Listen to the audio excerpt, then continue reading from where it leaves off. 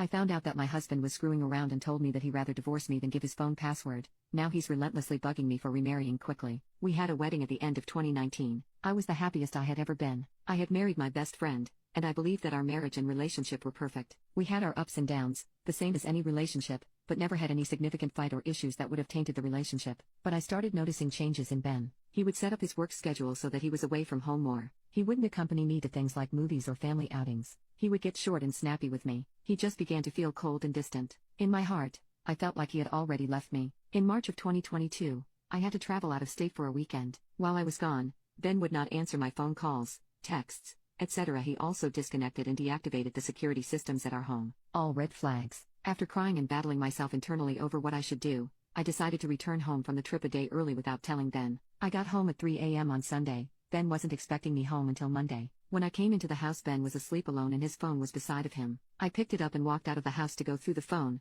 the first time I had done this in our relationship. The things I found made me sick. He had been sending pictures through Snapchat to various women. He had been Googling addresses and directions to different women's houses. I checked the GPS in his car and the addresses had been entered there. Ben suffered from ED, so he kept Viagra in the house. I knew he had just refilled the prescription before I went out of town, so I grabbed the bottle and found that several pills were missing since I left on Friday. His screen time showed hours and hours logged in the messenger and phone, but he had deleted all phone call records and text messages so that I could not see who he had been communicating with. Then I found the Vault, an app where you can store photos and videos with password protection. I sent myself pictures of all of the various evidences I had found on his phone.